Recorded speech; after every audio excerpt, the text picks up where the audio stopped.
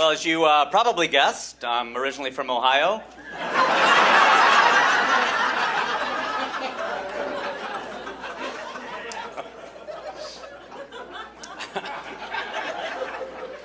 I went to school originally to be a doctor because, obviously.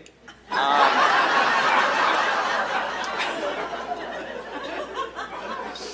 was pre-med for a couple of years. That's true. I was pre-med. Now I'm post-med. Skip the med part. That's where all the work was, really. I miss being in college, though. I do. I miss being in school. I do. I remember those late night study groups. You know, we'd sit there. It would be 3 in the morning. The test is at 8. You haven't opened the book. You haven't bought the book yet. Really, you're like, is the bookstore still open? Can we get this thing? And we'd study in these groups of like 5 or 6 people. And we'd argue over a concept for like an hour, and all those discussions would end the exact same way every single time. He's not going to put that on there. Every single time. It was half the test, honestly. It really was. I actually ended up with a degree in engineering. That's not a big surprise. I know. Is that a big surprise?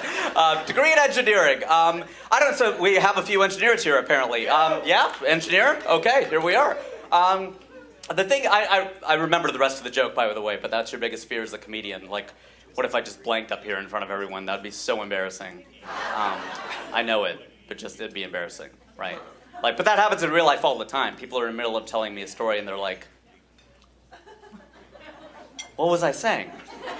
I never know. They always get mad at me. They're like, weren't you listening? I'm like, weren't you talking? It's your story, man.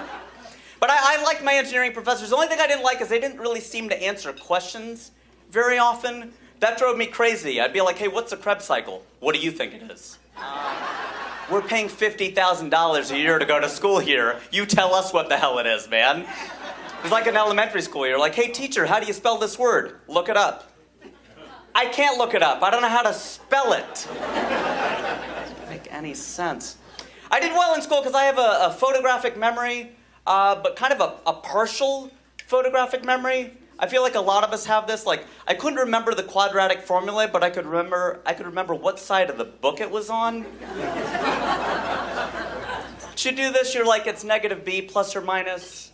I don't know. I know it's on the right-hand side, at the bottom, in a little orange box. Is that partial credit or something? I don't know if that counts. If you notice, a lot of my jokes don't have punchlines. Every joke has a setup and a punchline. There's a club up in San Francisco called The Punchline. I do pretty well up there. But I feel like I could crush at a club called The Setup. Like, if all I had to do was set up a joke and walk away, I would be incredible. You ever go to a 3D movie? You know, and the beginning of the film, how they give you the red and blue glasses? You ever do this thing in the middle of the movie where you take the glasses off your face just to see what the screen looks like without the glasses? That's crazy.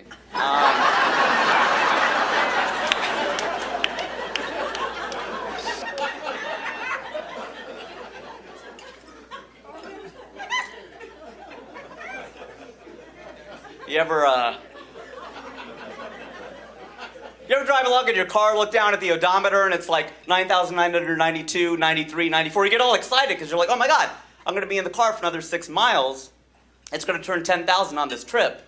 Maybe you go through a drive-thru, you look at your phone, then you look down, it's 10,003, and you're like, oh.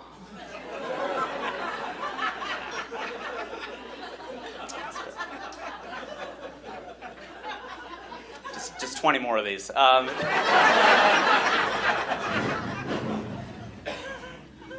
You ever bring your motorcycle to the club?